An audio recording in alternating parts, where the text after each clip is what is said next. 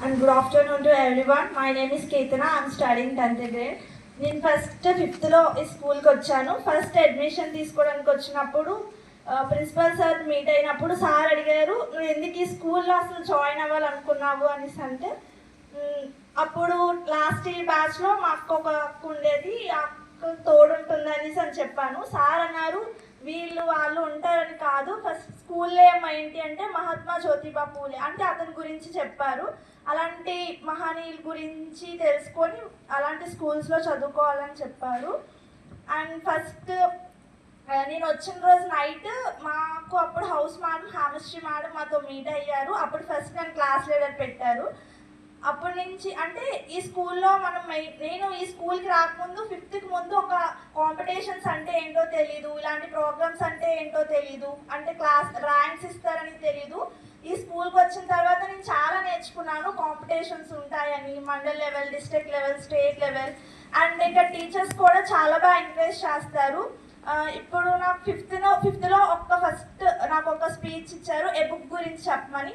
అప్పుడు నేను చాలా ఫియర్గా చాలా భయపడుతూ చెప్పాను. బట్ ఇప్పుడు ఏ స్పీచ్ చెప్పమన్నా ముందుకి వెళ్ళడానికి నాకు ఎలాంటి ఫియర్ లేదు. దానికి కారణం టీచర్స్ అందరూ ఎంకరేజ్ చేస్తారు. అలానే నేను చాలాసార్లు మండల్ లెవెల్లోకి వెళ్ళి అక్కడ వచ్చి డిస్ట్రిక్ట్ లెవెల్లో రాలేదు. అలానే టీచర్స్ కూడా ఈ అమ్మాయికి ఎప్పుడు రావట్లేదులే ఇంకెవ్వద్దని కాకుండా ఎప్పుడు కూడా ఎంకరేజ్ చేస్తూ ఉంటారు, ప్రతి టీచర్ కూడా. అది నాకు చాలా నచ్చుతుంది. అండ్ ప్రిన్సిపల్ సార్ అయితే ఒక ఫాదర్ లాగా మమ్మల్ని చాలా గైడ్ చేస్తారు. Really I thankful to principal sir. And principal sir ఏం చెప్పినా కూడా ఒక ఫాదర్ చెప్పినట్టు అనిపిస్తుంది. అండ్ టీచర్స్ ఏం చెప్పినా ఒక మదర్ చెప్పినట్టు అనిపిస్తుంది. అండ్ టీచర్స్ కూడా తెలుగు మేడం అయితే మాకు ఎప్పుడు ఒకరు చెప్తారు, దారిలో మనం వెళ్ళేటప్పుడు చాలా ముళ్ళు ఉంటాయి, వాటిని పక్కకు తీసుకొని వెళ్తాం కదా, అలానే మన లైఫ్లో కూడా చాలా చాలా డిఫికల్ట్ సిచ్యువేషన్స్ వచ్చినా వాటిని దాటుకొని వెళ్ళాలనేసి మాకు చెప్పేవారు అప్పుడు. అండ్ హిందీ మేడం అయితే ఎక్కువగా పేరెంట్స్ గురించి, ఎప్పుడైనా మార్క్స్ తగ్గాయి అనుకోండి, పేరెంట్స్ని గుర్తు చేస్తూ మమ్మల్ని ఎంకరేజ్ చేస్తూ ఉంటారు. అది నాకు చాలా నచ్చుతుంది. ఎందుకంటే అలా చేయడం వల్ల మనం పేరెంట్స్ని గుర్తు చేసుకొని వాళ్ళ కష్టం గుర్తు చేసుకొని మనం బాగా చదువుతాము. ఆ ఎంకరేజ్మెంట్ బాగుంటుంది. అండ్ ఇప్పుడు కొత్తగా వచ్చిన ఇంగ్లీష్ మేడం అయితే ఒకసారి నేను వికసిత్ భారత్ సైన్స్ సెమినార్కి వెళ్ళేటప్పుడు నన్ను చాలా ఎంకరేజ్ చేశారు. ఖచ్చితంగా నీకు వస్తుంది, అక్కడ అంత ఎవరు చెప్పేవాళ్ళు ఏమి ఉండరులే అని ఎంకరేజ్ చేశారు. అప్పుడు 10th అక్క వాళ్ళు స్టడీ అవర్ మార్నింగ్ లేసేటప్పుడే నేను కూడా లెగిసి, అంటే మోర్ దెన్ ఎక్కువ స్పీచ్ అయినా కూడా ఎక్కువ రాయించారు నాతో. అంటే ఫస్ట్ చిన్న స్పీచ్ ఇచ్చేయడం, ఈ మ్యాటర్ మధ్యలో యాడ్ చేయి, ఇంకా రాయు అని ఎక్కువ నాతో రాయించి అందులో ఎంకరేజ్ చేయడం వల్ల నాకు డిస్ట్రిక్ట్లో ఫస్ట్ వచ్చింది. అండ్ సత్యవతి మేడం అయితే ఎప్పుడు ఏడ్చినా కోపడతారు, ఆడకూడదు, మనము డేగా ఉండాలి అని చెప్తారు.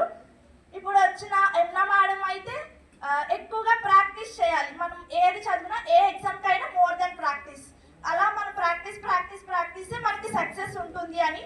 ఎగ్జామ్లో కూడా నేను ఇప్పుడు 10th వచ్చాక తెలుసుకుంది ఏంటి అంటే 5th నుంచి 9th వరకు కూడా నేను జస్ట్ నార్మల్గా ఎగ్జామ్స్ చదవడమే, ఎక్కువ ప్రాక్టీస్ చేసేదాన్ని కాదు, నార్మల్గా చదివి ఎగ్జామ్ ప్రెజెంటేషన్ చేసేది.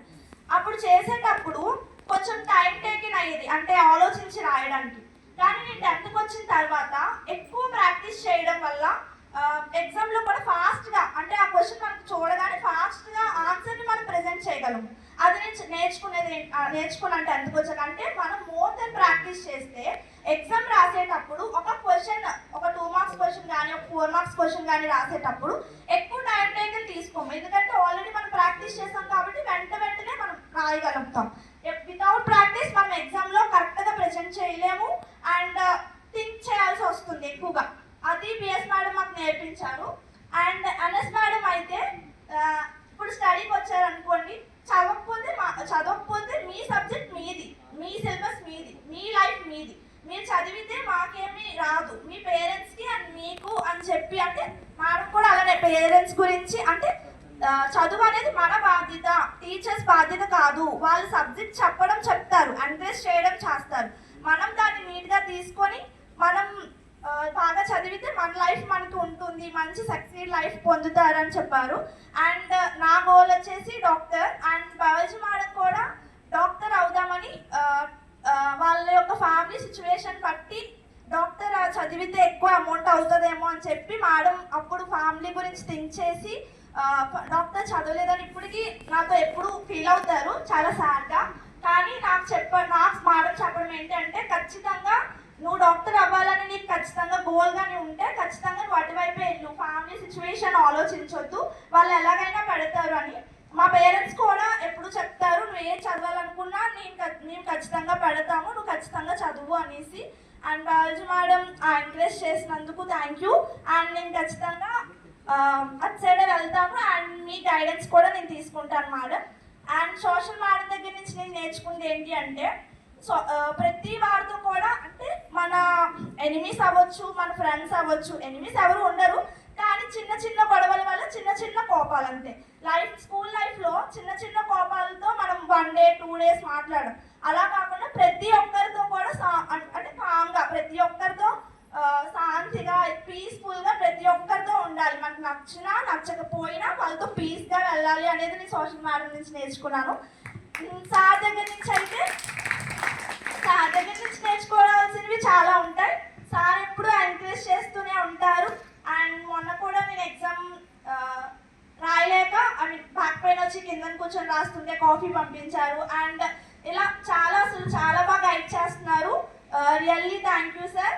అండ్ నేను ఎవ్రీ టీచర్ దగ్గర నుంచి ఇలా ప్రతి విషయాన్ని నేర్చుకుంటున్నాను. ఈ విషయాలన్నీ నా లైఫ్లో నేను సక్సీడ్ అవ్వడానికి యూజ్ అవుతాయి. అండ్ ఇలా స్కూల్ లైఫ్లో టీచర్స్ ఎంకరేజ్మెంట్స్ని నెగ్లెక్ట్ చేయొద్దు అస్సలు. వాళ్ళు చెప్పే ప్రతి పాయింట్ని మనం నోట్ చేసుకొని లైఫ్లో దాన్ని అప్లై చేస్తే ఖచ్చితంగా సక్సీడ్ అవుతాము. అండ్ సార్ చెప్తారు ఎప్పుడు తాతగారి సొమ్ము తండ్రికి తినండి.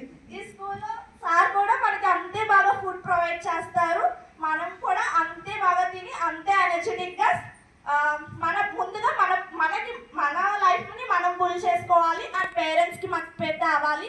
అండ్ ఈసారి కూడా అక్క వాళ్ళకంటే మంచి రిజల్ట్ సాధించి అండ్ ఫస్ట్ నేను నా లైఫ్ని బిల్డ్ చేసుకోవడం అండ్ మా పేరెంట్స్కి ముఖ్యంగా సార్కి, ఈ స్కూల్ టీచర్స్కి అండ్ ఇన్స్టిట్యూషన్కి మంచి పేరు మా బ్యాచ్ తీసుకొస్తామని మాటిస్తూ ఇంతటి అవకాశం ఇచ్చిన పెద్దలందరికీ ధన్యవాదాలు తెలుపుకుంటూ ముగిస్తుంది.